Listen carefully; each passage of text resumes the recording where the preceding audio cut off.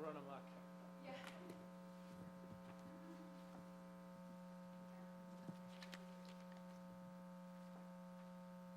All right. Please rise for the Pledge of Allegiance. I pledge allegiance to the flag of the United States of America and to the republic for which it stands, one nation, under God, indivisible, with liberty and justice for all. Welcome to beautiful Half Moon Bay. I am opening the Planning Commission meeting for June 13th, 2017. Can we get a roll call, please?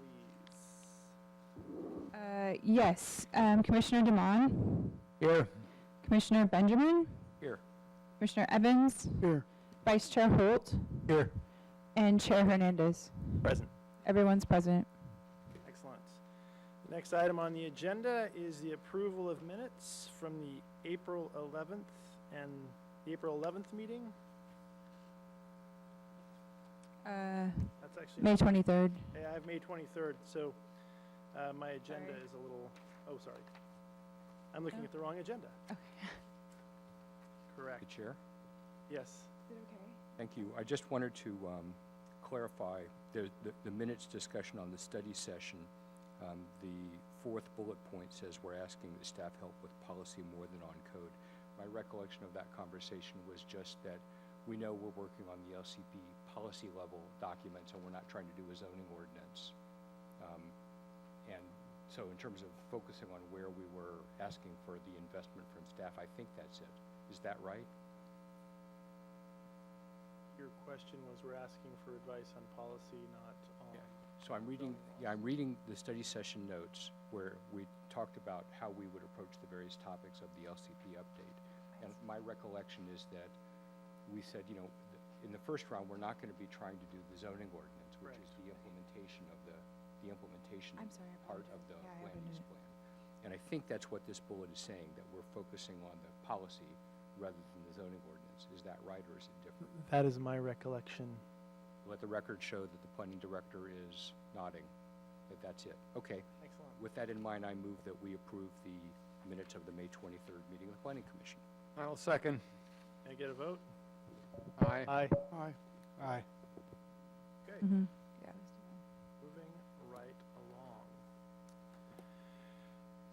The next item on the agenda is the planning manager's report.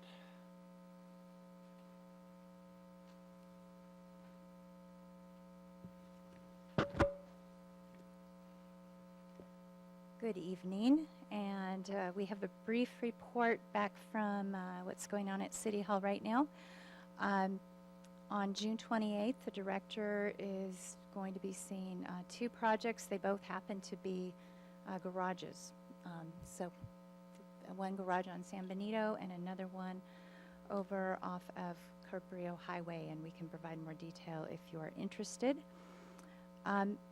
One thing that we wanted to mention to you, the project tracker that you receive in all of your packets, we would like to make it more useful actually to staff, and so we're imagining that maybe it could be more useful to you as well. So for the time being, we're planning to present that to you once a month, and it will still be posted online until we can get around to working on it. It's unfortunately, we just can't prioritize it right now with the LCLUP, but we feel like we're wasting paper putting it out every single meeting. So if you have other feedback about that, we're happy to hear it and appreciate that. For upcoming meetings, we'll talk about those that are pertaining to the local coastal land use plan in a little bit. But on July 11th, we are tentatively prepared to bring 32 Jenna back to you, although we'll keep you posted.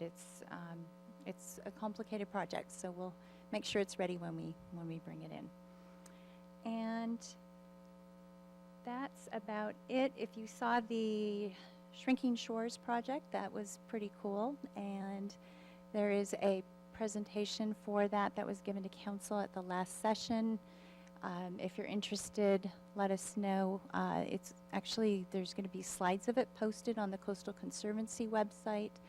San Mateo County has quite a few slides, and I had a really great conversation today. We were debriefed, all the cities that were involved, and frankly, there were like 3. So we were very appreciated for having put that on, and we're trying to make a template so that other communities will get involved in the future. We thought it was effective. We had very positive feedback out on the bluff. And that wraps that up for the manager's report. Thanks.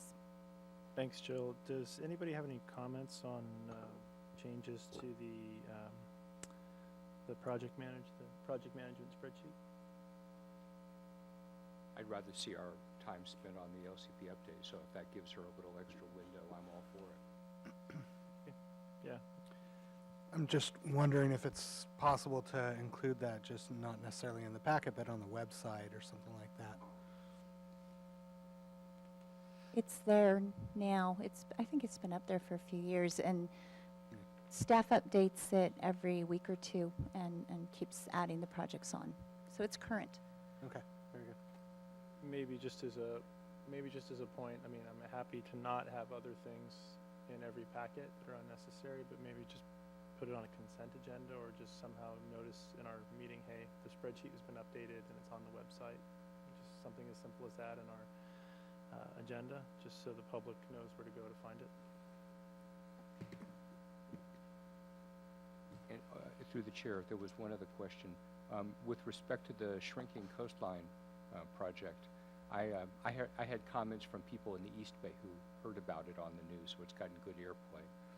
I wonder if there's been a similar project on the Bay side, whether anybody's done the shrinking Bay side, and if so, have they gotten great reviews?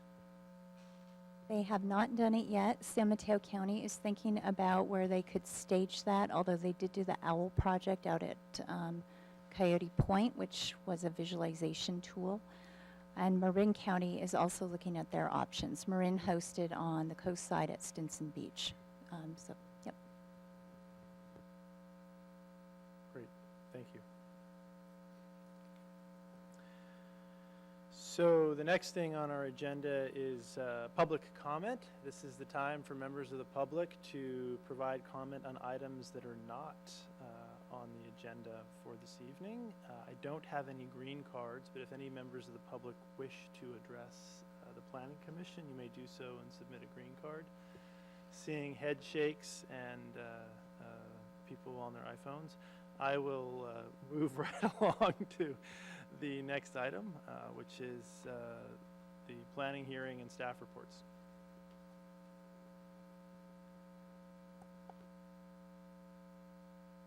So we have 2 short reports tonight. The first one does not have any slides. We talked about a set of draft bylaws at your last session, and you gave us quite a bit of good input, and we've researched your questions. And then in digging in deeper, we learned that the city clerk had revised and refashioned the template. So we basically started over and incorporated what we could to the best of our ability in terms of answering your questions. So things that you may have noticed in the first set may be still in there, but located in a different place, and we can walk through that together and answer some of those questions. But first off, there was a really interesting question about abstaining, and we just like to talk about that briefly, and it is outlined in your cover memo, and the city clerk and the city attorney confirmed this practice, and I just want everybody to understand it. So if you're going to abstain and you do have a conflict, obviously we know that you're going to make that statement before the item is heard and actually need to leave the room during the entire deliberation and the vote. Abstaining due to a conflict means that that member is not counted in the quorum. So you have a smaller group of voters from that process. If you're abstaining for another reason, we would request, so it's not a conflict, you're staying in the room, you're listening to everything that is coming before you, you're deliberating, and you are at the point to vote and you choose to abstain, you are counted as part of the voting quorum, so that's very important. But we do want to say, we hope that if that's the choice that you're going for, that you will be really clear as to why. A yes vote and a no vote with the whys is especially helpful with the process. Abstaining can be hard for us to get policy direction and the kind of input that the community needs to hear. So from the city clerk's perspective, they that's why you saw it not allowed, and in fact it's written differently in the other sets of bylaws, but she agreed to allow for that practice for the Planning Commission. She understands it and appreciates it, but the feedback is be really careful about it and real clear about the purpose. Let's see here. You gave us the feedback that speakers cards are encouraged but not required. That's absolutely correct per the Brown Act, so we made that adjustment. You'll see new language about regular meetings and special meetings and the timing for those. There was a question about what happens when City Council comes to one of your sessions to speak, and we answer the question a little bit indirectly by what the City Clerk has told us. The rules are for you because the rules are substantially similar for them, and so you'll note in the bylaws there's a section about speaking on behalf of the commission or speaking on behalf of yourself as a commission member, or it doesn't cite just as a citizen out and out. That would be a situation where I think you don't really have the item coming forth. So if you have feedback about any of that, let us know. Oh, there was a question about the policies. There's a requirement that our commissioners follow all the city policies that, and what does that mean, and how do we find out what those are? The answer to that was it's the basic workplace types of policies, first and foremost, harassment, discrimination, those kinds of standards. Plus, you have the Brown Act, you have the conflict of interest, and there's a number of others. So if you are concerned about that at all, let me know afterwards offline, and we can get the right person, either maybe the city clerk, maybe somebody from HR, if you're wondering what those are all about. Since I raised that question, and subsequently in the revised bylaws, I could no longer find that section, and we were looking for it earlier this evening for you a few minutes before you got here as well. So my concern is that these types of policies change, and if we're expected to follow the rules, that their staff have some responsibility to notify us of any material changes to the city's policies, so that we can be in conformance with them. I'm not a big regulatory head, but I have to do it at work from time to time, and the only way for us to know about a policy is to know if there's a material change, or if city staff suspect or know that we're in violation of those policies, to have a process for letting us know, maybe individually or whatever, but it's not called out. So it's just my request. Are there any other comments or questions on the bylaws? Through the chair, I had several comments, but as it's a public hearing item, and we don't have that many members of the public, if they wanted to comment first, I'd be interested in their thoughts. Well, again, we don't have any public comment cards, but they're not required. If anybody has any comments on the changes to the bylaws, hearing none.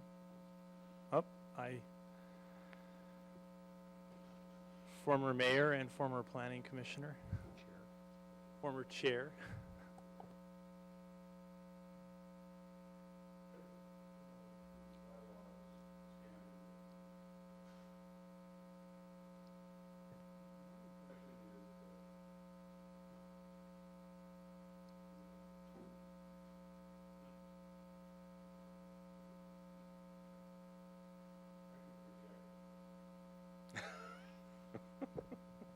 Understatement. Yeah, The, all right, great. My understanding of bylaws is they're sort of like a constitution for an organization. And, you know, like the Ocean Colony Homeowners Association has bylaws, and these govern the structure of the organization. I'm sure other homeowners associations, matter of fact, it's mandatory that they have them. I've not run into bylaws before in a governmental setting, and so it's a little bit confusing to me where bylaws play relative to ordinances and just how binding they are on the members of the organization, et cetera, et cetera.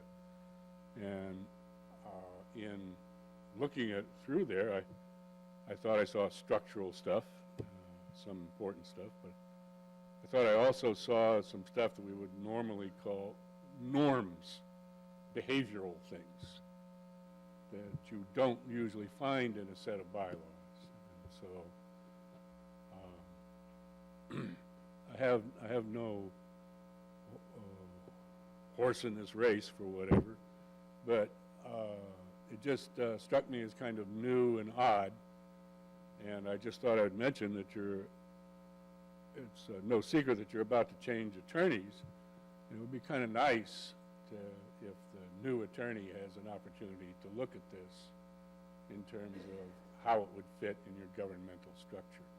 I say that because quite often when I was on the commission, our attorney would tell us about various case laws that would define planning commissioner behavior under certain circumstances. So it was a matter of state court law, what you would do or not do and what your obligations were. And so I just thought it might be a good idea, whatever happens tonight, that there at least be a point at which the new attorney gets a chance to take a look at this before it gets adopted. All right, thank you. Thank you for the thoughtful comment, and I think that's a good piece of advice, well worth taking into consideration. Any other questions, comments from the public? If not, I'm going to close the public hearing and public comment and move it to discussion and questions from my fellow commissioners. Mr. Benjamin.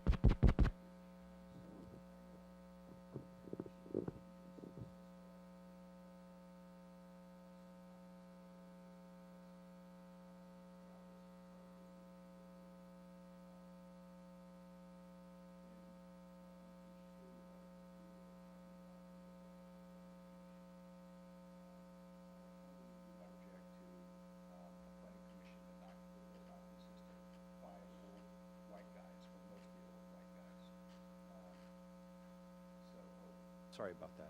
Thank you. So did I get across, or shall I start over? Thank you. So so I just want to be sure that the first thing we're doing in our that we're expecting appointment of people who are well qualified to discharge the responsibilities. And I think diversification is icing, but that's not primary.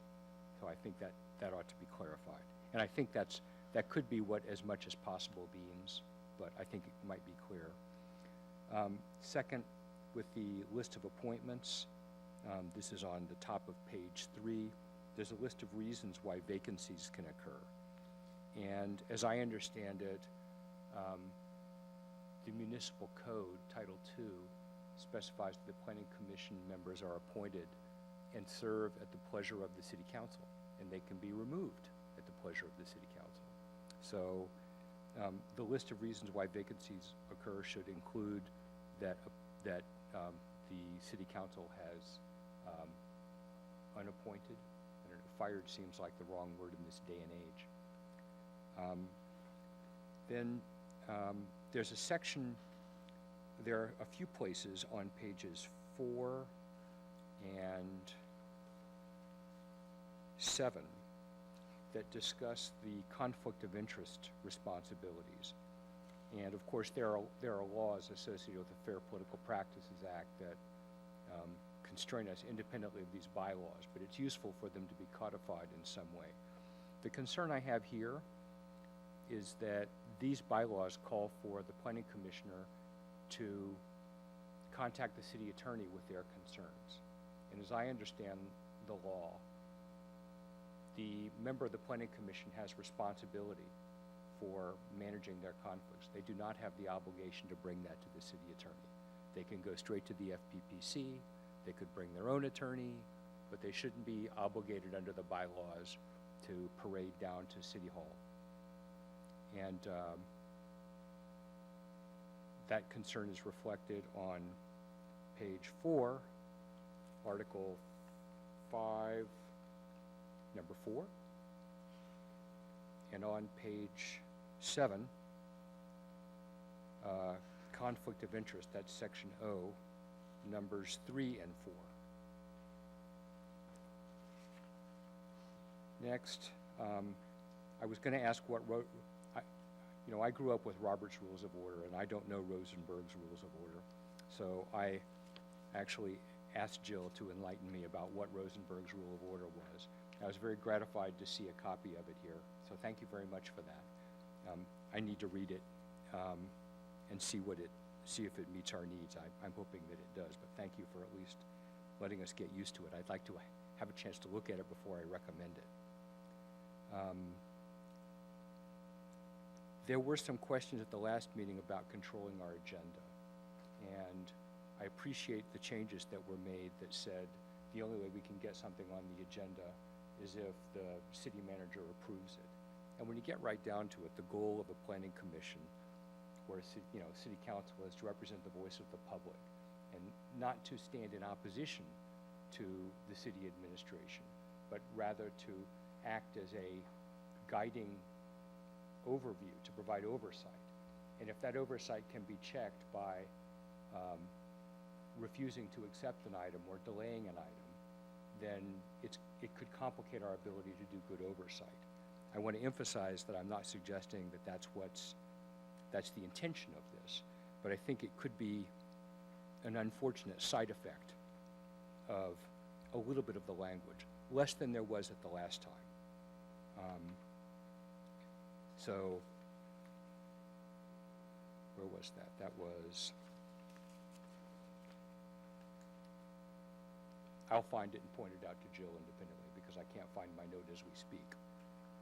And then my last comment on this is in the list of responsibilities for the way the meetings run, there's a section on public participation. That's welcome, and I hope that it's read widely by the public as well as by the members of the commission. And I think it's important because of the history of sometimes heated debate that we have seen over the decades in Half Moon Bay, that we recognize that ad hominem attacks are never in order. It is never appropriate for a member of the public to attack another member of the public or to attack through comments a member of the planning commission, or for the planning commission to attack a member of the public. That's not to say that ideas can't be criticized. And when you serve on a planning commission, you better have a thick skin, because people, if they disagree, are going to come out and say a lot of stuff. But I think as one of the challenges of a chair, not our present chair, but any chair, is to identify and nip ad hominem attacks in the bud without suppressing the public's right to speak.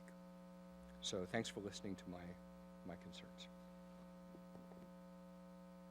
Those are terrific comments and concerns.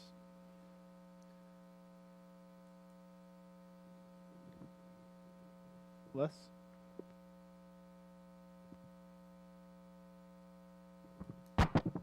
Chairman, I read through those. Of course, I heard some of the comments the prior week.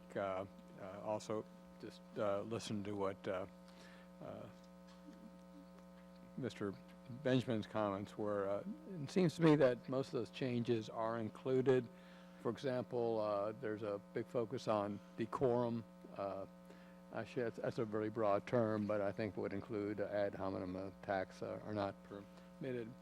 And the other one, as far as putting an item on the agenda, and I think it's something we might want to talk about, but I think the only really reference to the city manager there is if it's something that's going to be very timely or it's very costly kind of thing, and I'm not sure if I feel negatively on that. I mean, it's, I think something, I think what it says is basically if it's going to be that, the city council has to approve it. Since we work at the behest of the city council, I mean, I don't think there's a problem on that per se. I mean, if the public has a problem, then they need to take it up with the city council. So, I mean, I think some of the other items are good, but since I also read this from cover to cover, at least I think those items are adequately covered. So, those are my only comments on this. And as far as it being a document, I kind of look at this as a policy document. I mean, I don't think it carries the rule of law per se. I mean, obviously I'm not an attorney, so therefore, to me, if I'm a brand new person coming on the commission, I wouldn't mind to have a copy of this. I mean, that's something that kind of says this is how I'm supposed to behave. This is how things get done, or so on. So that from that standpoint, again, whether it's necessary or not, I'm not sure. But again, my view of this item is more policy. And if it's not legal, then I'm sure we're going to be told it's not legal at some time in the future. So those are the three comments I have. Thank you. Thank you, Les. Brian? Sure, thank you. I guess just a quick question for staff. There's some 400 municipalities in California that have planning commissions that I assume have some level of bylaws. I'm just wondering to what extent, if you can comment on how these bylaws compare to other municipalities and where it varies from that, or whether it's relatively consistent and pro forma.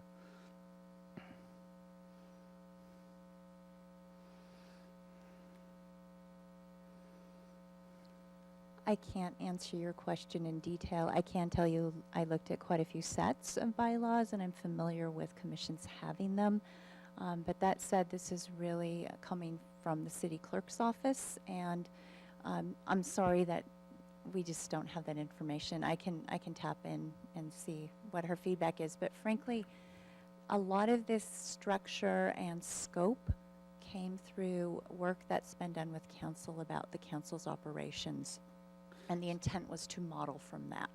So I think that generally answers my question. I mean, this is relatively standard fare, and that there's not special provisions in here for Half Moon Bay particularly. No, I think the key here is that with your comments from last time, we're now, I believe, complying with the Brown Act, so thank you for that. And there's a few other things like that.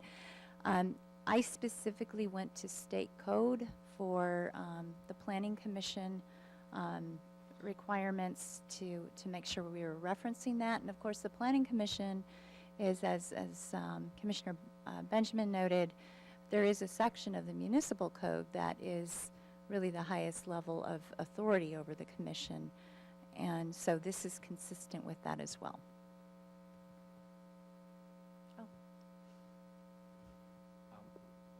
Just to clarify and add my 2 cents, been in 5, 6, 7 jurisdictions in California. These are pretty standard fare. There was really nothing added to these that are unique or special to specifically to any issues or concerns, whatever happening here, or whatever with that. Their basic model. Thank you. So just and I just want to comment on Commissioner Benjamin's comments about agenda item submission. I mean, I do see the reference to the city manager, but I also see a fairly broad latitude in terms of other methods for items being added to the agenda, whether it's a commissioner request or a public request with with the Planning Commission support and a number of other ways. So, so I think that's I'm comfortable with that. So with that said, I've got no further comments. Thank you.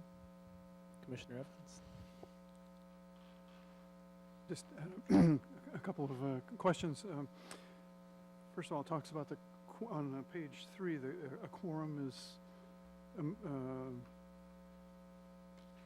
a majority of the Planning Commission. So, for example, if there's 5 of us, a quorum would be 3. Is that right? And then it talks on page 6 about voting, and I'm interpreting this, and I'm just assuming this is what it says, that that a motion, a second, and a majority vote of the Planning Commission shall be required. So is that saying a majority vote of the quorum that's present? And if it is, why doesn't it Yes. say that? That is correct. That is a nice, clear way to say it, yes. So it doesn't say it exactly that way here. So, and then I was curious on the next section down, M, under public participation, number 2, it says that people that want to speak don't have to tell us who they are, and they don't have to say what they're going to talk about. And then there's another sentence that says they can tell us who they are, and they can submit a card and tell us what they're going to want to talk about. And I'm wondering, why does it say any of that? Why does it say both? Are we what we're saying is it's okay for the Planning Commission to have members of the public identify and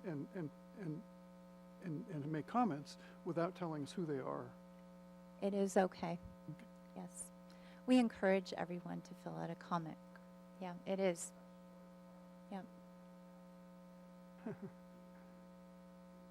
As a public member, you are not obligated to give your name and address and all the things we typically ask for, because it makes it easy for the public record. Most people in a small town know who people are. It's not really a big secret, but there have been a number of issues with this. What that language is saying is, we can't ask for it, but if they offer it, we welcome it and are happy when they give it to us. So we knew who to contact if we have questions about what they raised or want to provide them updates on that. Thank you, John. John? And that was it. Thanks. Excellent. I had a couple of other somewhat minor things, I suppose. So I'm not going to belabor this, but when we do have our new attorneys appointed, I'd ask them to look at Article 3, Section A.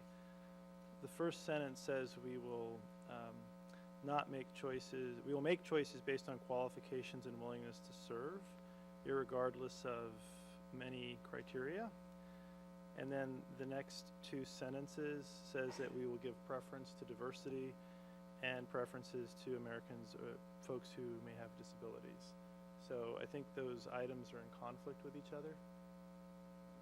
So I just ask that we have city staff, the city attorney, take a look at that when that comes back to us.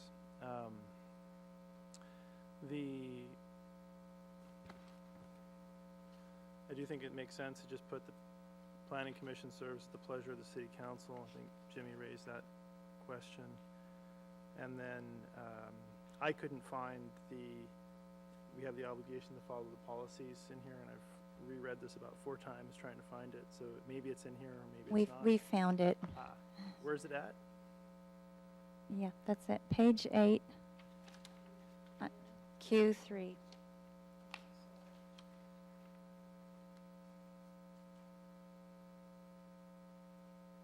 There we go. Right where I wrote a note right above that.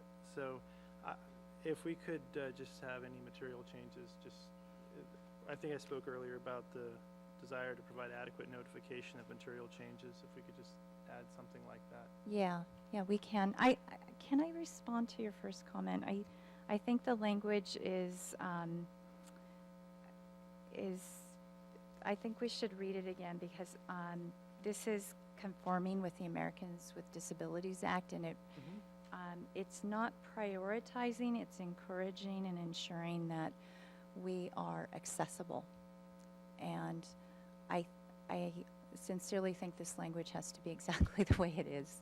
Okay. So just so you know that it probably won't change. That's fine, I just, Okay. just encourage to make sure that, I think this may have been modified at some point or edited at some point, so I would just ask that somebody take a look at it, that's all. Okay.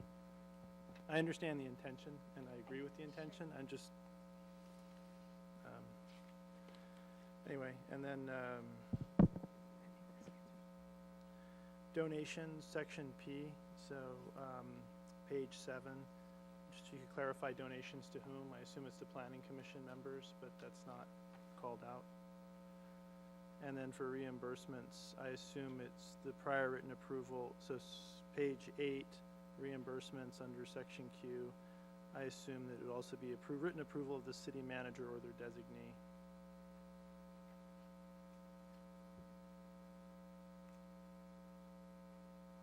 We've been like, for example, John will get up and say, yes, this trip's approved, and we'll go down to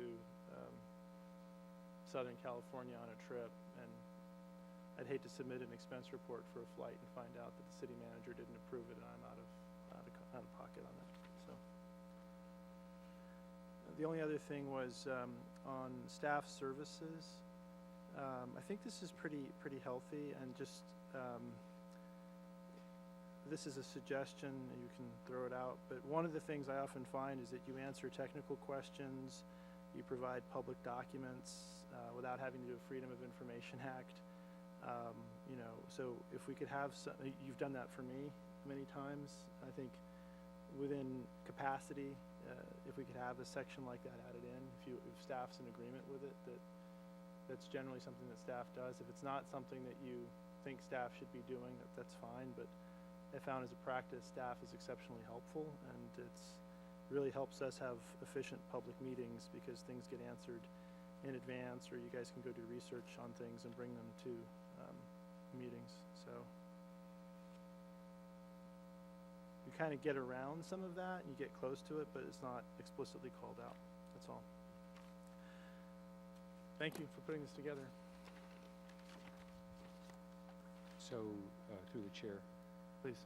so is the position, I mean, there were a number of comments raised, some of them sound like they're consensus positions, some of them, there may be different positions. Is the desire to have those reflected and have it come back, or, because the staff, the agenda item was requesting a motion to forward it. I also heard a member of the public say they wanted the new city attorney to have a shot at it, and it might be that we benefit from that. You know, based on Commissioner DeMunn's comment that this isn't like law, that it's kind of a how-to guide for a newbie commissioner and something we can kind of quickly go to as a handbook, if that's really the intention. You know, I don't want to invest a huge amount of time to make it perfect, because perfect is the enemy of good, and we have other very important work to do. But, you know, I think a lot of these comments are worth fixing. The ones that you raised certainly caught my eye. The ones with respect to the Fair Political Practices Act and the obligation to go to the city attorney, which strikes me as actually contravening law, needs attention. And I don't know what, you know, if staff is still seeking an action, or they need a motion of any kind, or they want to chew on it, and or they would like to spit it out and move on. Jill, would you like to comment on that?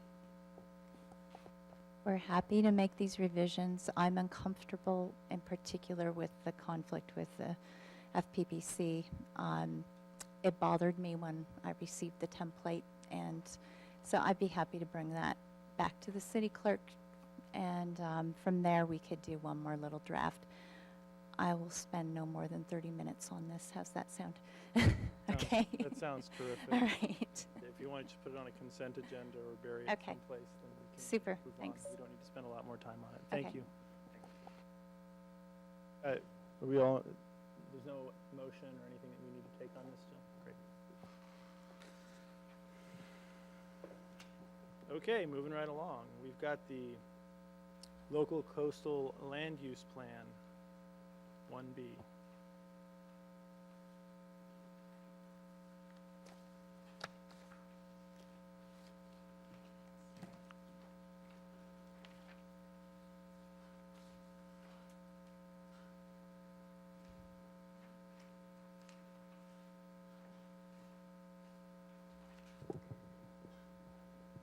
Okay.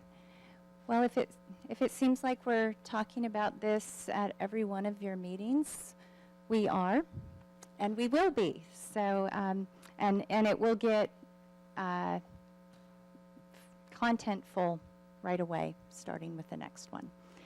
So tonight, we want to get right into some updates that we actually have since 2 weeks ago, or I guess maybe it's 3, I don't know. We saw City Council, and so we're going to share a work plan update with you based on their feedback. We have a draft, I'm calling it a temporary draft, consolidated comment document. I really want to get your feedback about that, and we're going to do a walkthrough on it. And then we're going to talk about preparation for your next session. And John and I have discussed this as sort of a test drive on what a meeting prep would be like. So we'll talk about why we're doing that, and you can let us know if it's helpful or not. Okay, we saw City Council last week, and at that meeting they accepted the termination of the Diet Batia contract. So we are now officially walking without a net, is how I see it. But it's actually fabulous because we need very specific kinds of technical support from expert consultants. And City Council was very supportive for us to engage that way. We are already working on a scope of work for a very good follow-up on the biology work that was done previously, and we've had so much comments and concerns about the ASHA mapping. So you'll see that coming forth, and you're going to see different folks coming to your meetings to present from their areas of expertise, including next session, Alta will be here. They are working on your bicycle and pedestrian master plan. They're the very best at that, quite possibly well beyond the Bay Area, I think the West Coast for sure. And they're understanding already for what access is like here from all the different layers and perspectives. I think you'll enjoy having them here. And we'll have a few more like that. So that's technical studies coming your way. Sequencing, we'll take a look at that in a moment. It has to remain tentative because different pieces of work are getting done more quickly than others, and we're trying to be, we appreciate your flexibility, but we also got feedback from you about that, so we'll take a look at that in a sec. And then, this prep session idea. So City Council wants us to move as quickly as is reasonably possible to do a good job. They talked about shoehorning in extra meetings, other ways of overlapping and having longer kinds of sessions on Saturdays, etc. So we are not sure what the best fit is there, but what we do think we can do, having already agreed that the second meeting of your month will be focused on the LCLUP, we think the first meeting we can do background work. So you noticed that we had suggested homework in this packet for the next session to give you plenty of lead time, and we'll be hopefully more organized as we go forward in this mode. I wish I had given you a revised draft of the coastal access document. The goal is to get that to you next week. But that's the idea, so that each time we're meeting, we're very well prepared and ready to go. Now, this is the sequence adjustment that you gave us feedback about. So you see the coastal access in June. We think we can do coastal rec in July and visual and cultural resources in August. The feedback was we need to talk about hazards and environmental resources before we dig deeply into land use. And we need to give our environmental consultant enough time to be ready for that. They're eager to do the work. They're very good at mapping, and it's Huffman Broadway Group that we're engaging. And that looks like it may work. If they exceed the expectations, we'll move them, we'll pull them forward to September, and it's possible that that will happen. And then we're still showing the clustering of land use topics to be taken together, and Public Works, again, is still last because it is dependent on modeling of the land use inputs. Now, we did not compress the schedule yet because we really need to get started and see how it's going. If we can fit in additional meetings or cover more ground in a month, then we'll start doing that. If the studies get done sooner, we can double up. But that said, I think the content is, I just think you're going to need enough time with it. I have to share that. I think it's really important. So let's just keep having dialogue about pace as we go. All right. Shall we talk about the spreadsheet? Sure, I just wanted to Oh, say, yeah, please do. I'm happy to get the homework in advance. It makes it a lot easier. 3 days is not sufficient time to read Right. things, so getting things 2 weeks in advance is a big help, so thanks. Good. We're glad to hear that. Okay, I think you have something that looks like this. Did you put a few out there? Okay. This is, okay, I have to have a visual on this. This is where we were, and we made it into this. So we hope that effort will help you. These are all of the community comments we've received and GPAC comments between April 28th, when the first local coastal land use plan, the public draft of that, and all of the general plan elements, which went out last fall, up through February 14th, which was the close of the comment period. They've been pulled out of letters. They've been brought forth from the GPAC summary notes, which is why the summary notes are laborious, because we knew where this was going. And they've been coded to the section. We received many, many comments that don't refer to any particular page, policy, etc. So we have to ferret that out and try to bring your attention to that so that we know how to track it all the way through. Now, this table, if anyone in the room is a pivot table guru, I'll buy you a coffee. And it's, I'm actually getting really good at it now, but it's incredibly difficult because we're trying to provide a format that can be static for people who don't want to use this on the web. We're going to have two formats. They'll both be on the website, but one will be this version that is sequenced from one piece of the document to the next by a general topic. So you can just glide all the way through from document to document. And we know this isn't even sequenced the way we want it to be. There will also be just kind of a read-only version of the actual spreadsheet. So if you're wonky and you like to do that, and that's basically been my home living environment is the spreadsheet right now. And so, and it's actually, it's a little crowded in there, but it's very, very rich with the kind of input that we've needed to move to the next draft. So this is going to be your companion, and you'll have these options. We found it difficult to provide this to you in any other way tonight in this temporary draft version. We would like you to skim it and let us know if it's readable enough, usable enough. In fact, we left some, we have more fields, we left them out. We want to see if it's intuitive or not, and if it isn't, then that feedback will be helpful, and we'll structure it differently. Some of the additional things that we will print in the final version will include a secondary topic, because obviously so many of the policy topics that you're working on have a crossover.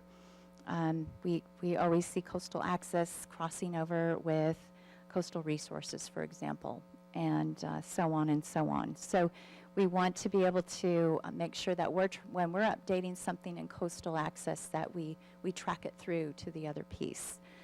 We're not going to print our responses in the document. We are keeping track of them in here. The reason why we're not doing that is we want to put the responses in your revised document, and we'll figure out how to trace them back to this. But my goal here is this needs to get done and be done right away so that we're just moving forward on the revisions. So that's just a few other things. Page numbers are cited. The problem with those is they're going to refer back to your first public draft, and they're not going to align with your new drafts. So we'll try to figure out how to key that in a clear manner.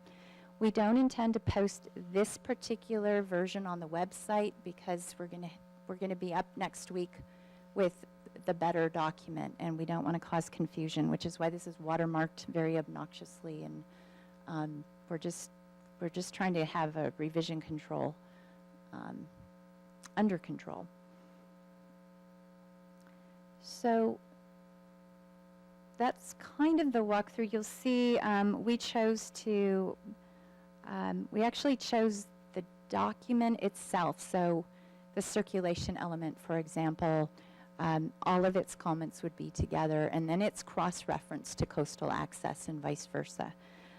This is all of the LCLUP and general plan comments. We did them all together because so many of them were merged, and even though we're supposed to prioritize the LCLUP, we didn't know we couldn't parse it apart. We tried to for a while, and it was a waste of time.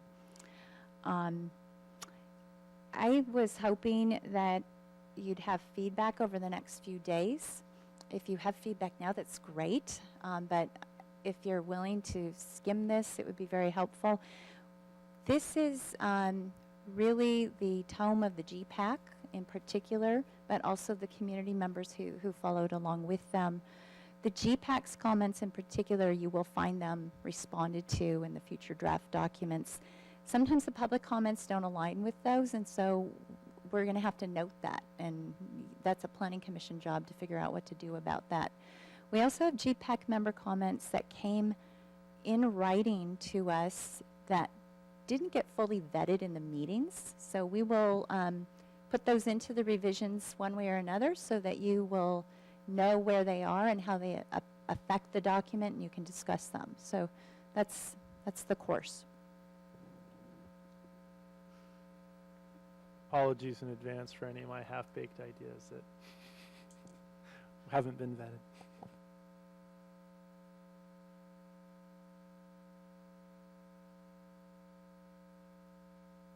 Jimmy?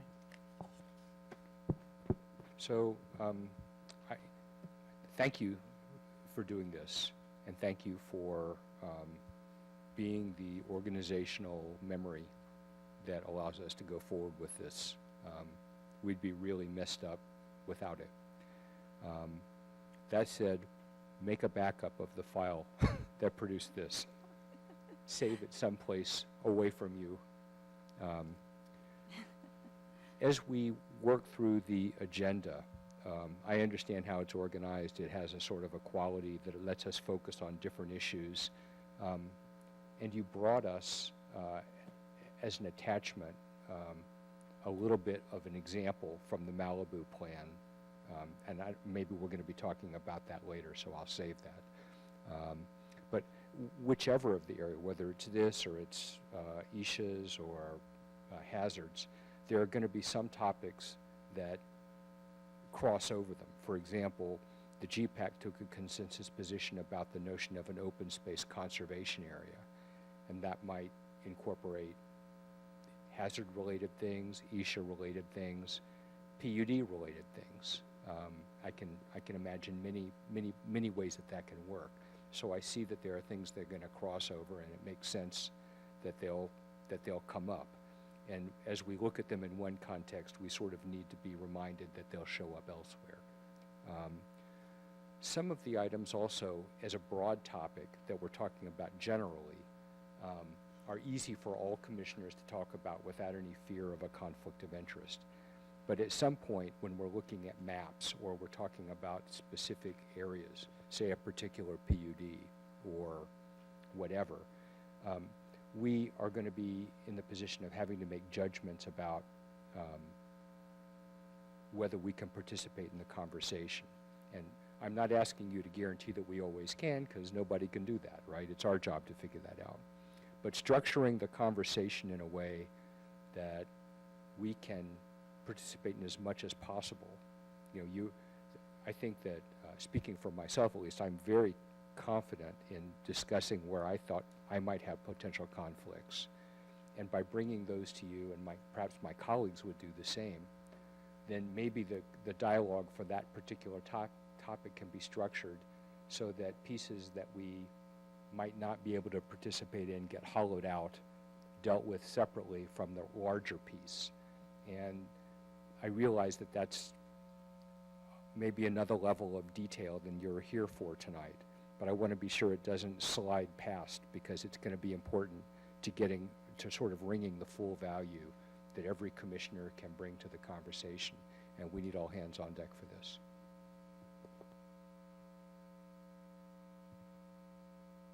John, do you have any comments?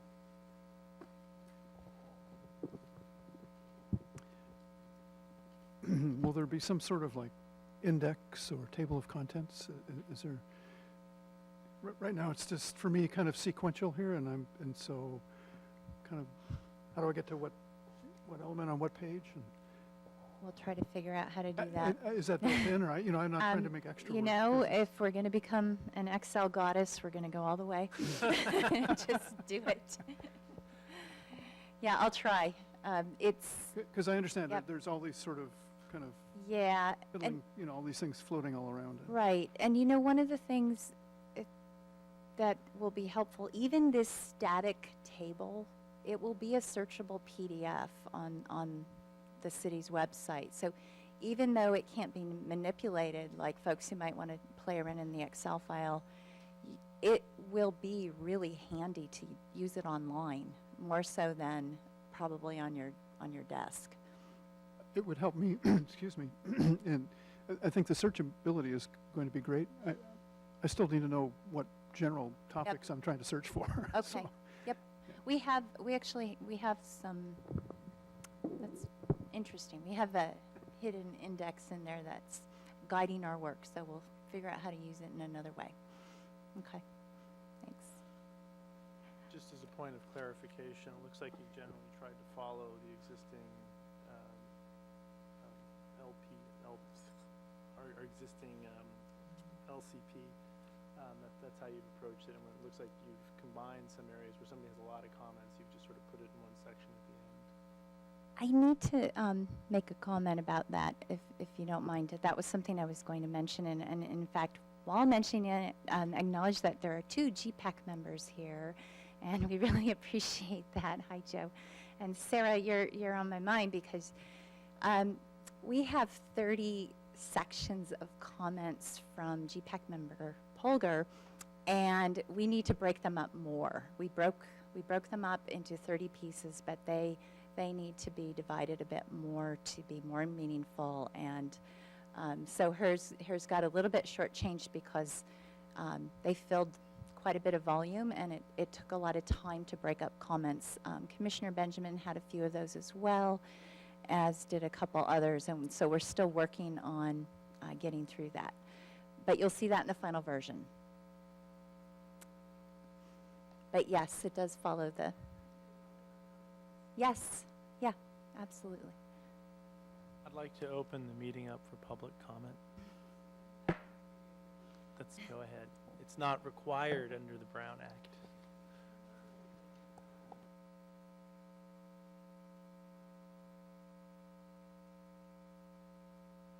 I took my bike here and left it unlocked out front. So I locked it. Sarah Polgar, and yes, thank you for doing these comments. I can't imagine how long it took. That's amazing. So I appreciate that it'll be searchable, and that'll be great. And I had a question actually about how in terms of some of the general, you mentioned that the general comments, you kind of had to figure out where to fit them in. But I know that from my perspective, some of my general comments weren't meant to actually fit in. They were more broadly about the organization. For instance, one of the things that I think Commissioner Hernandez just mentioned is that it's following the same sequence in terms of existing LCP. And that was one of my comments, is that I felt like it would be better to reorganize. And so those kinds of things don't necessarily fit in, and I wasn't sure where, I didn't see them in here, and I wasn't sure how they were planned to fit in. I think, may I? Please. I think you'll find them towards the end of this particular version of the document. We had quite a few comments about document structure, including, this actually doesn't follow the existing LUP quite yet, but yes, one of the comments was about breaking up that coastal resources section in particular and realigning a little bit more to the existing document.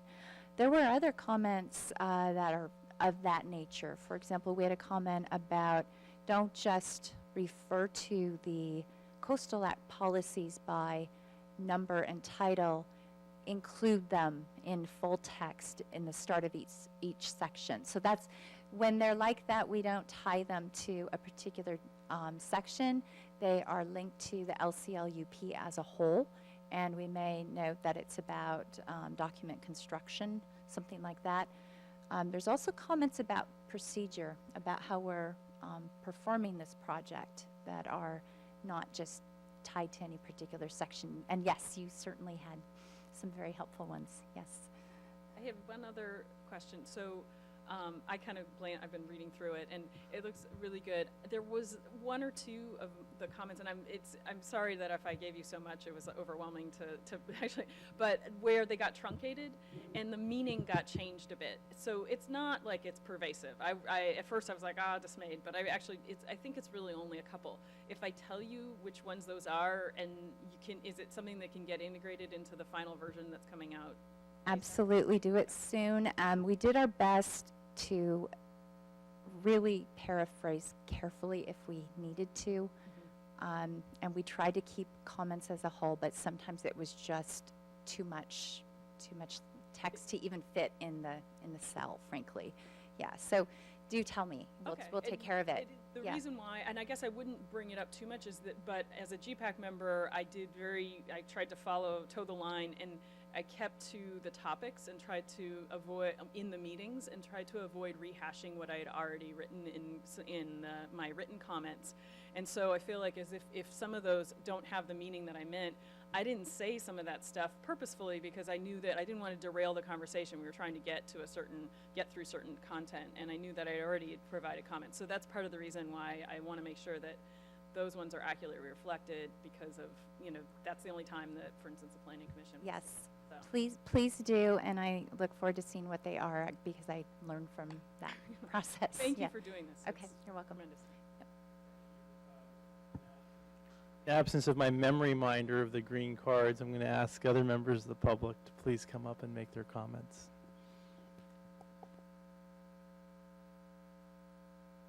Good evening, Carrie Burke.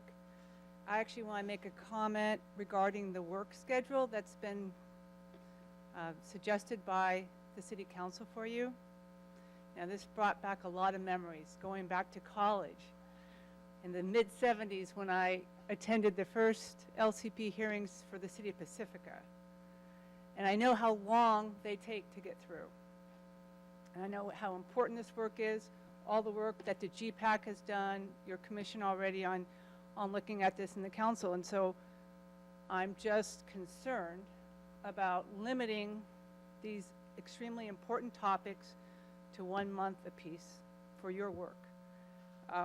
Indeed, on the bylaws that you're considering, they talk on your function is to number in Article 2B4 is to endeavor to promote the public interest in, comments on, and understanding of the general plan and local coastal program and regulations related to each. Now, this is such an important endeavor that we're going to now readdress our LCP. I just think that you know, that it would be a Herculean effort in that you could get through all these items in one meeting.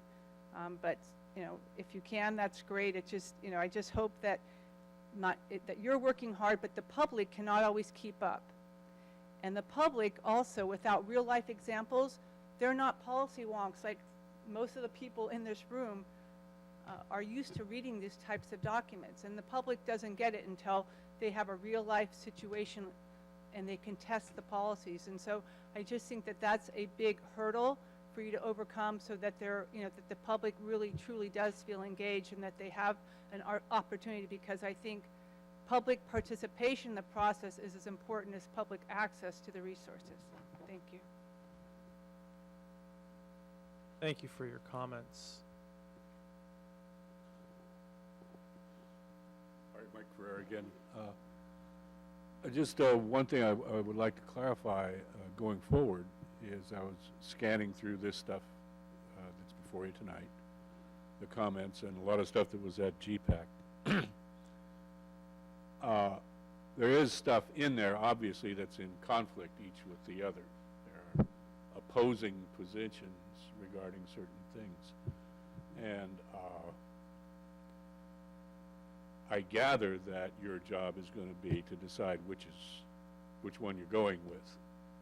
Okay, and so, you know, part of your organization might be to get into those opposing views as early as possible so that you can sort through them. In other cases, I thought I saw a majority of GPAC favoring a particular position, yet the opposing minority is still in there. And so that's what I thought I saw in a few cases. And so I'm not quite sure how you're going to be working through all this. Not all of you were there at every meeting. So, and then once you get through all the comments, are you then going to take the comments and work them to the drafting that has already been done by staff? What is that step after dealing with all of these comments? That's kind of, okay, that's my question. Thank you. I'm going to actually maybe direct that question back to city staff, if you'd be so kind. So our intention is to bring you a progress draft. We're not going to be able to address everything because some of the things we don't think there's a conclusion about. There's just an awful lot of it, but we will address where we believe there's consensus and this overall structural pieces, et cetera, and give you a better platform to start with. And we'll do as much as we think is appropriate for you to have a better draft to go from. And after the first one, you can tell us if you want more or less. Again, we need to be having dialogue about what's working as we go. Thank you, Jill. All right, if there's no other public comments, I'm going to close the public comment.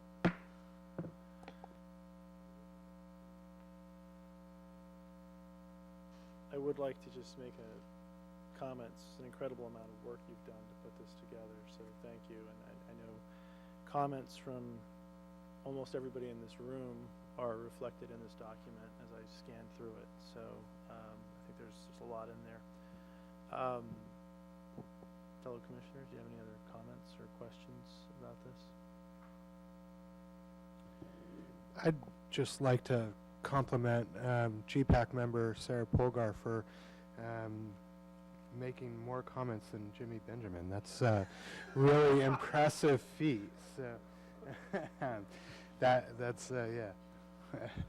But with that, I do appreciate the organization of this document, and I think as reading through this, just skimming through it, I mean, there's a lot of really consistent themes here, and I think we can sort of see some things sort of melding together, and this is obviously going to get to a point where there's going to have to be some hard decisions that need to be made.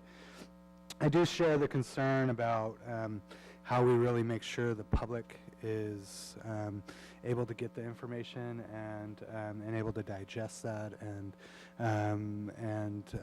kind of keeping them up to speed with the schedule that's been presented with us. And so, you know, I don't necessarily know how to do that, and especially knowing just the attention span that folks might be able to give to this, but to the extent there's any really creative ways or anything like that we can make sure that folks are kind of being able to keep up with this, I think I would certainly support. But definitely appreciate all this information and the work that's been in there. Thank you. Les? Yeah, just kind of what I heard, in effect, each week or month or whenever one of these comes to pass, we're going to get a rough draft of that section policy-wise, perhaps with gaps, perhaps with conflicts, and so on.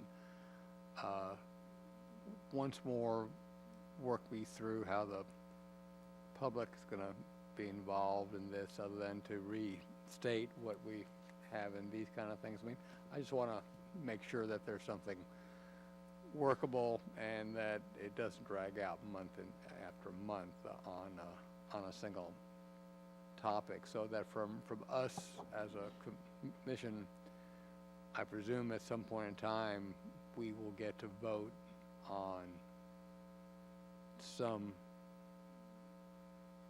piece of document that perhaps after we've commented on it,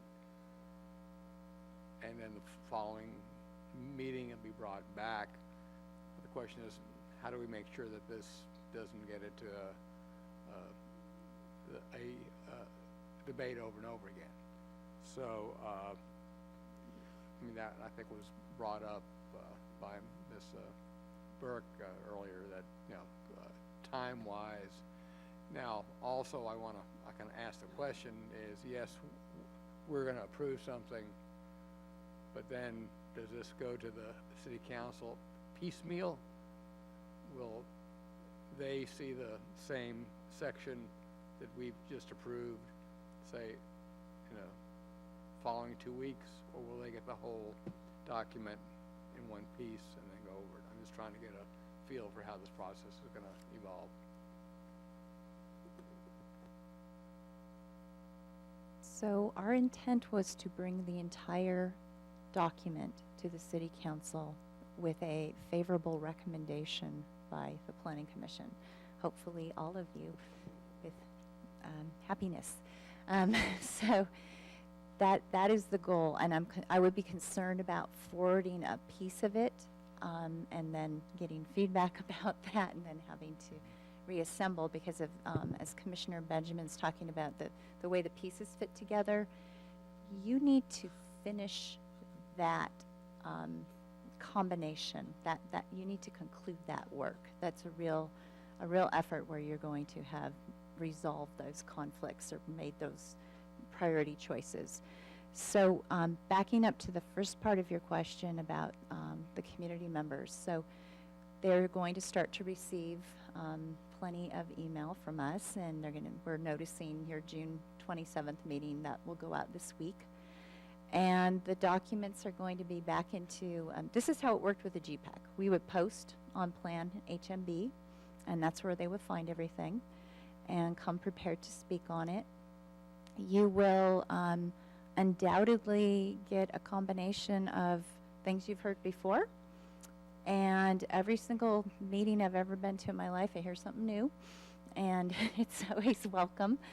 So that's the challenge, is if you've already dismissed something, if you get input about something that's you don't agree with as a commission, it would be good to work through that so folks know what that is. If you do agree with it and it's in your document, you can put that to bed. So there's going to be a lot of management as we go to try to be clear about what issues are open and which are closed up as you go along. I think it will be helpful if you make motions along the way while you're working through documents and resolve specific sections of them. I wish we would have done more of that with the GPAC. It was, it's a really big group. It was a little bit hard to do that, but I think you can do that with this 5-member commission. So give me an example what we would be voting on, for example. I'm afraid to go into content because we're not, Something okay. broad. okay, oh gosh, so, all right, I live on the other side of the hill. Edgewood Park, well, he'll take that. They wanted it to be a golf course.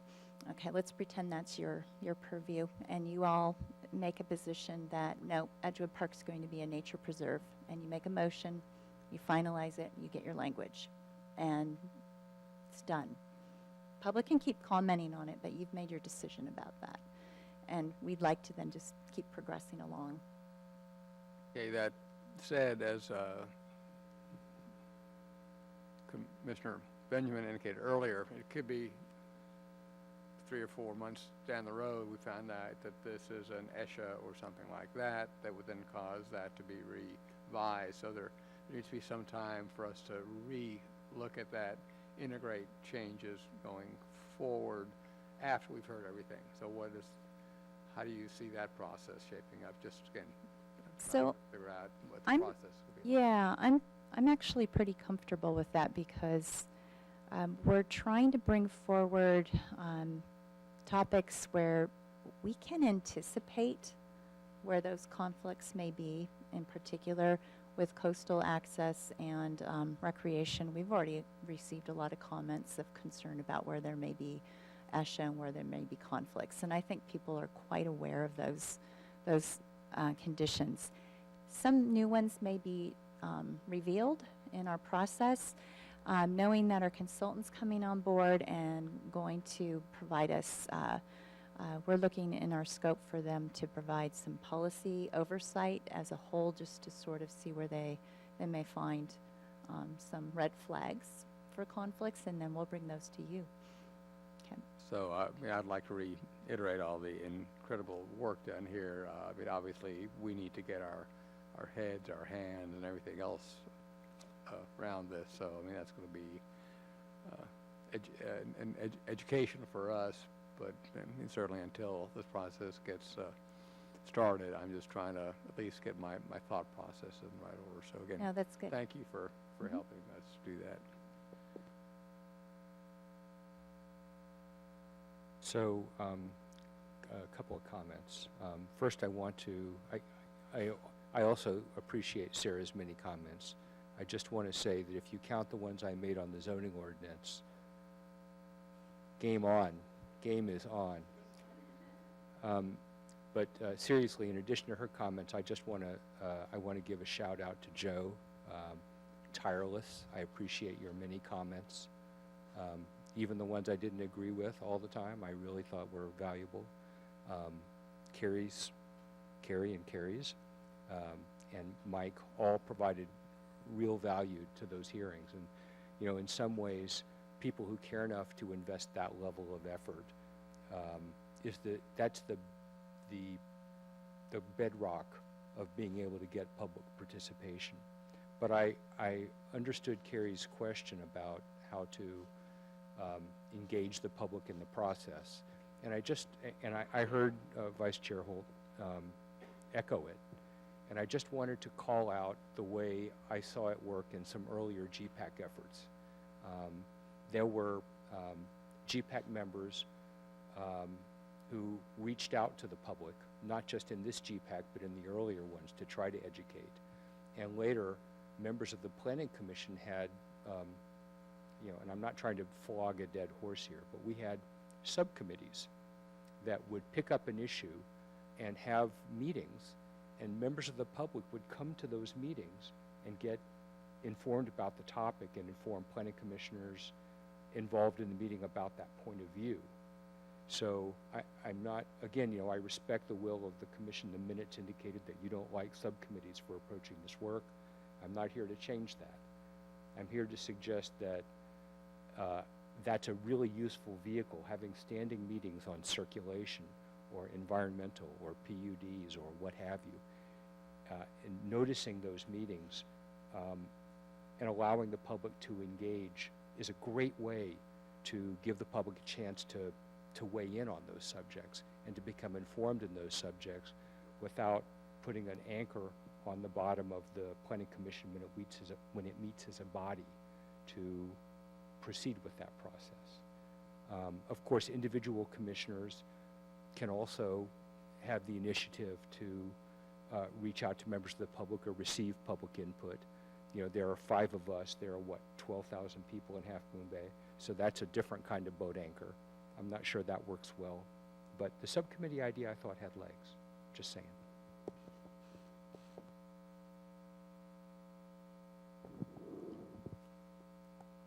Joe, I want to congratulate you. This must have been 8 million Post-its that you tried to organize on this spreadsheet here, and it's an unbelievable task, and it's readable, although I don't know what all the where everything is. It's really readable. I'm assuming what's coming forward is like the example you gave us at our last meeting, where the Coastal Commission had examples of policy and then also potential conflicts that you might look for in that policy. And for me, that was very helpful as I started to go through that document. And I won't go over them right now, but there are specific areas that relate specifically to Half Moon Bay where we may have already policies in place that are in conflict when the sort of loopholes, so to speak, in those policies. And there was a way of pointing that out, to be looking out for those circumstances. And I found that really helpful. And so I'm assuming that with this, that there's 2 different documents. One is this collation of all the comments and notes and Post-its, so to speak. And the actual documents we're going to be looking at is a little bit different format. Is that right? So I do want to, I recognize the public comment on the aggressiveness of the schedule. You know, I think that this is a plan, and as we dig into this, I think the objective here is to make sure that we're diligent in our efforts to the community. I think it's important that as we get working documents, we do our best to make sure they're available for public review as we get through sections. I think it behooves us as we go down this path to, you know, as we sort of pass through a section, to put it out there for public comment so folks have a chance to provide that comment when it's near and dear to our brains and not 6 months later or 9 months later. I think that would be helpful if we can post these sections on the website for public comment. And then one thing that might be missing from the schedule would be just, and if you could go back to it, maybe you had it on there, but just kind of a wrap it all up session, you know, and you know, I think we probably want to make sure that we look at this as a whole and make sure that we've addressed any major comments before it goes to council.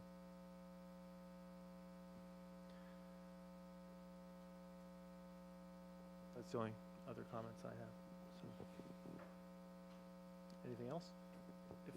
If I could just say this, I think one of the things that as we work our way, first of all, let me say, at the council meeting, I think Joe was cognizant of the fact that we did want to speak for you and answer to you in terms of your ability to move this forward any quicker than what's been put out there. And I think our perspective is the same as everyone's, which is that we would like to move this forward as quickly as possible for many reasons, and but most importantly that this has been languishing for a while. However, as we indicated at the council meeting, the objective here is to get to a very speedy confirmation and affirmation by the Coastal Commission certification. So the time we spend here and now working through this should equate to a faster opportunity for certification, and that includes providing our friends at the Coastal Commission the opportunity and the time to also review as we're moving forward and to respond back and deal with that. So I think we all have the same interest at heart, which is ensure the public is involved in this, make sure the public comments are incorporated, make sure the commission has adequate time, make sure the Coastal Commission has the time necessary, and that we ultimately pass along to the council a document that we're proud of and we think reflects this community's interest, desires, and is consistent with the Coastal Act. That being said, what I really got up to say was, one of the things that we're going to have to work through toward the end of this issue is whether you will see a final document consolidated with all your comments to send on to the council, or whether it comes in the form of sort of a, somebody said the yellow stickies version of this with the revision marks that we then take back and then take it on to council. So we don't have to answer that tonight, not expecting anybody to answer that, but that will be a question that we'll have to work through, and I think part of it depends on how much rewrite, revision, and everything is there in fact occurring with this document. But that also sort of has a bearing on the time frame of which the council ultimately gets the document, because at some point we will have to generate a document that reflects your comments and everything, and so we'll, as much as possible, do that as we go along, but there's just some logistics. So even this schedule does not mean that in February a document goes to City Council, just for even at the perfect scenario here. So that's just for full disclosure to everybody. Thanks. Thanks, John. So I just wanted to speak to a comment you made, Rick, which was getting the document out as we go along so the public can have guidance. I'm all in favor of the public having a view and insight, but to the extent that our later sections could cause us to revise our earlier sections because we see inconsistencies, I'm a little concerned about sending out a half-baked document. I'd rather be cautious about that because we can set up some unintended transients. Do you follow me? I absolutely do. It's the challenge of how do you balance these things when they're fresh in your mind. From my perspective, the key is for, continuing public engagement and putting it out in stone in a piece of, putting out and saying this is the tentative thing. It's hard to shift that, but, I understand the intent. I heard an amen from my left. I'm not quite sure who that came from when you made that comment, but I suspect it was maybe it was an amen. But I think it's a balance. I agree. There's the challenge of putting out something that's half baked, but it should, at least from what I've seen so far, have some internal consistency. And if there's a glaring mistake, it just seems like you'd err on the side of letting the public get a little more view. I mean, it's a discussion. I don't know what's even feasible from a city staff perspective, but how many times are you going to ask the public to read this document, right? Now, my view is that they should have, my models of that are the big guidance documents I see from the Coastal Commission. And, I remember a draft, for example, their sea level rise advice was in 2013, I think, and then there was another one in 2015, 2 years later. If they had issued little bits and gotten revisions, I feel like the waters would have been very turbid. I know I'm messing up metaphors here, but it would have been really hard to grasp it. So I'm anxious for the public to be fully engaged. But until we've at least made a first pass of internal consistency across the elements, it's really going to be red meat and very vulnerable to sharp criticism. And it's not that I don't welcome the criticism, but I want to get it as good as I can for them. I think that's a measure of respect to the public. I think that's a good point. Brian, did you? I just wanted to mention, I think those are all good comments, but I think it's also important to note that this has been a long, ongoing process, that the public has had a lot of opportunity to weigh in. There's a lot of materials available on planhmb.org or com, whichever one it is. But the materials are out there, and I'm assuming staff is still accepting comments. So there's the opportunity to go and take a look at those materials and review them, provide comments at this time, and so hopefully everybody's up to speed and able to provide comments as the process has been ongoing. So hopefully there's no surprises as we get towards the end. Thanks. Let me ask one more question, because I was asked this question. How will the meeting progress? For example, once we open the item, will there be a complete reading of the item, or people will already have that? Will there be X number of minutes per person to speak. It will then come back to us. Then we'll have several decisions to make, whether we can accept, change, modify. Tell me again, because I don't want to be here till midnight every 2 weeks. So again, tell me what you, what kind of process we're looking for going down the road in your mind. In my mind, for each item, whether we have a technical expert along with us or not, you will receive a presentation of the overview of the document, the key items that are mandated to be covered, how they were addressed for Half Moon Bay, and any particular changes that were done between the first draft and the what I'm gonna call these something like a Planning Commission working draft, and that draft. We would expect you to ask clarifying questions to really make sure everyone in the room has the same base for discussion. Your practice is the 3-minute speaker. You can reduce that time if you have an overflowing room. We really don't know. I think there'll be some busy nights. So we'll see how that goes. And then we actually talked to you about starting your meetings a little bit earlier, possibly even having a snack for you. So we're concerned that public comment will consume the freshest time that you have for discussing, and we want to make sure that you get your deliberations in on, especially on conflicting items, things that aren't resolved. Yep. I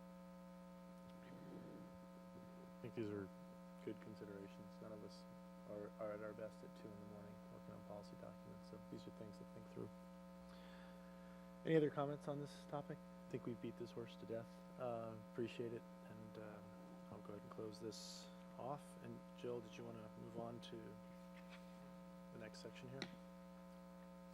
Yeah, so this is our third piece. This is our prep session, our practice, and to see how this goes for you.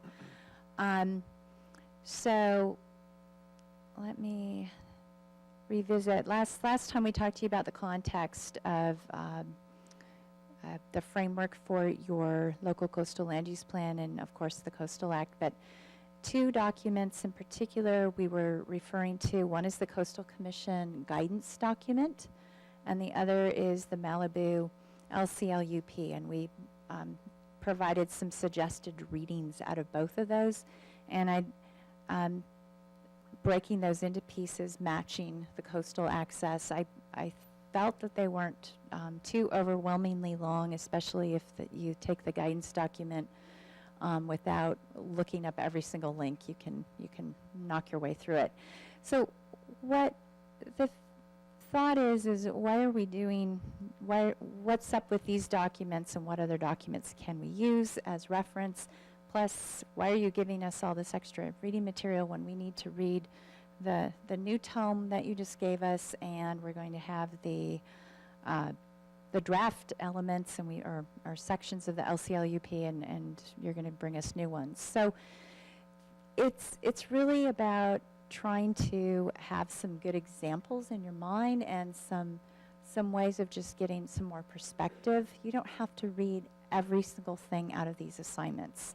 Now, that said, I'd like to share how we've been treating that guidance document, and this is even before we got to this point when we prepared the first public draft local coastal land use plan with our consultant. We essentially saw this guidance document as a checklist. It's really helpful. It's very clear what must be in there, and this is a summary of first 5 items that must be addressed in coastal access, and including, for example, one of those conflict issues, understanding how safety and ESHA may be related to access. Again, what it must include, including how you move on to your implementation zoning, which is addressed, frankly, in policies. So it's quite a list of things. In fact, I've noticed there's one on, well, number 2 here, existing and forecasted facility use. I don't think is adequately covered right now in your document. And, but Malibu didn't do it either. I don't know why. Anyway, but we are getting counts, so we'll talk about that at the next session. But it's very helpful to go back and look at this in that way. Also wanted to note just how I was looking at it. This was a list of key topics, and I happened to pick preventing loss of access because it was an interesting one that has there's so many possibilities that some are real obvious and others are not. And all of these things are noted as being needed to be addressed in your policy. From gated roads to signage to how much you charge for parking, how long and how pervasive your beach volleyball tournament is, et cetera, et cetera. So it's really going to vary a lot from coastal community from one to the next because the characteristics are so different and what's suitable to Half Moon Bay. But the list, that's just on the one topic out of those. So that's why you get so many policies in these documents. So then Malibu, why Malibu? Remember we talked about it last time. We brought it to you because we've heard from multiple sources, including Coastal Commission staff, that it was well regarded by the Coastal Commission, and we understand there's a number of reasons why. But that said, Coastal Commission staff still considers it to be a good resource. Now that said, it was, I think it's dating back to 2002-ish or so. 6?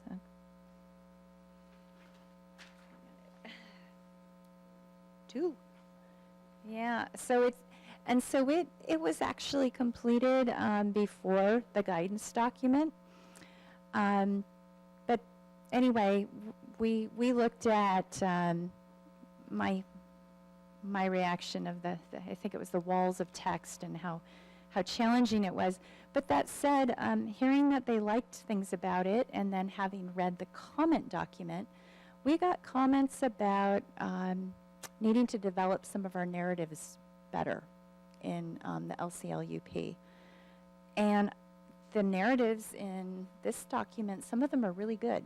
And so I'm reading those for that guidance. I find it to be supportive.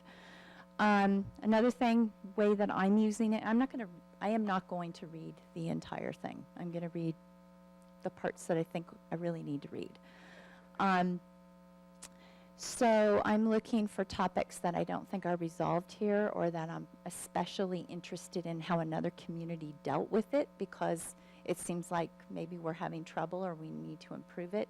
Maybe there's something that you've seen as a planning commissioner that the code or the policy didn't get you where you were trying to go, and to look at how Malibu, or maybe we bring in another document if it's helpful. If there's another town that you've heard good things about their LCLUP, or there's some other reference that you'd like us to pursue, we can. And we keep asking about this, especially with Coastal Commission staff. We are really trying to make a connection to them on this.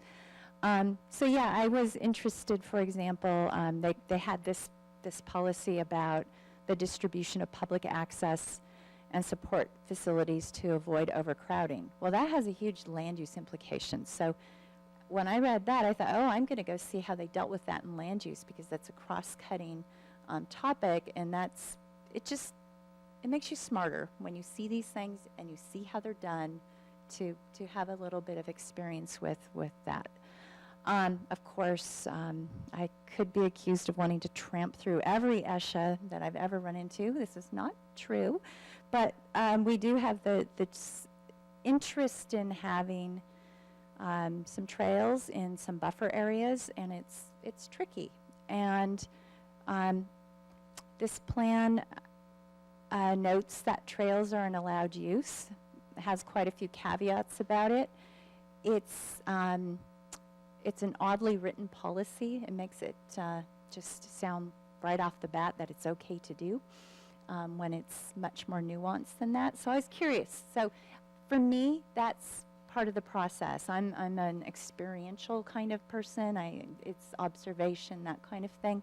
If you're a wonk, read the whole thing. If you're, there's a different role for everybody at the table. So I am looking at you, I'm sorry. I think Commissioner Evans and I could probably go have some fun just experiencing the community and maybe referencing the document, because that's our space a little bit more so.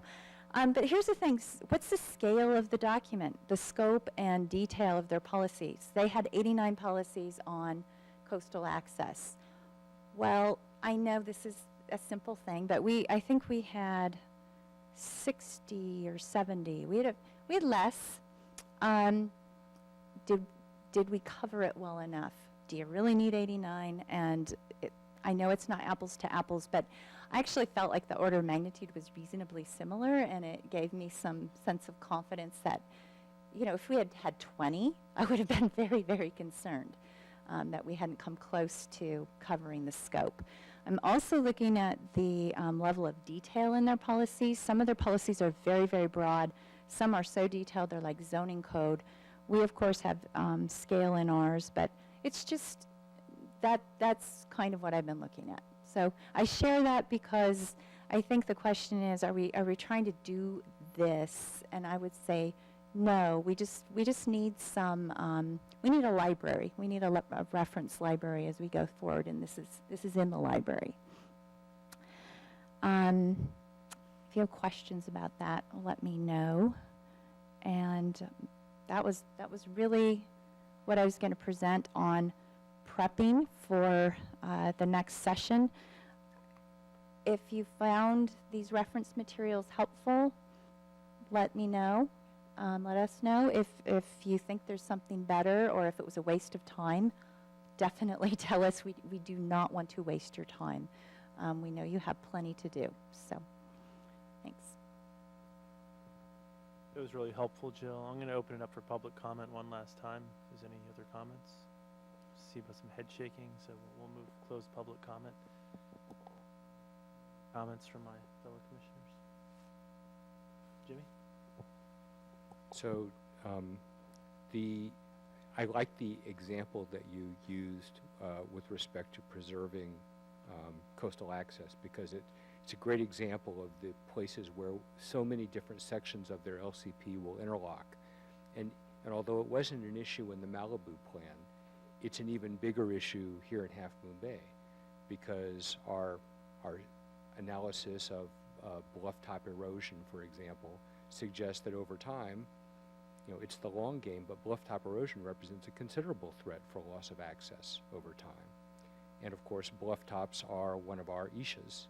So there's an interlock of policies in that area, and the ability to define the way we allow access, for example, parallel to the bluff at the top of the bluff, or the way we prohibit that kind of access, has clear ramifications here. I am really sorry, but I need to, through the chair, note that we did not notice this session well enough for you to continue on content for Half Moon Bay. And that's okay. It's us. We didn't realize what our prep session was going to be like yet. And it's great that that happened, because what our intention is going forward is we're going to notice them much more broadly, so that if we're preparing, we can chat about it a little bit more and not be out of the agenda. And I'm sorry. No apologies are necessary. Well, maybe I should just speak in the abstract then, and not Yes. speak to those specific Yes, points. that's why I went over the hill in my example. Yeah, no, thank you. Okay. In the absence of having our attorneys present, thank you for laying down the law. We appreciate that. I just had one comment about the document you provided, which is I do like the precision of the language over what we have in our current documentation. It's much more clear to me over what our previous LCP looks like. So that's, in my view, it's clarity is much welcomed. So without that said, unless there's any other comments, I'd like to go ahead and close this part of the meeting, and we will move on to comments from our fellow commissioners. Do you have any public comments to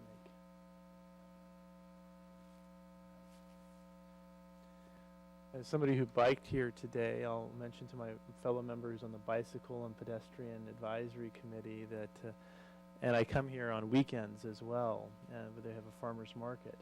There aren't a great number of bike racks in this part of town, and so there's some a little further down, but it might be helpful to have a few more bike racks for the folks who come here. All right, I'll move on. All right, that said, if that's the last comment I have, do we have a motion to wrap it up? Moved. Motion. And Second. okay, can we get a vote? Aye. Aye. Thank you.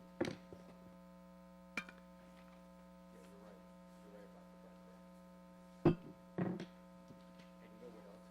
you know what? I forgot to lock my bike up because it wasn't a bike rack. And you know another kind of access that's really horrible? Vehicle access. Yes. If you're an electric vehicle owner and you live over the hill, you are screwed in terms of being able to get to the coast. As my college roommate points out to me, he won't come visit because I don't have a 220 plug in my house. If she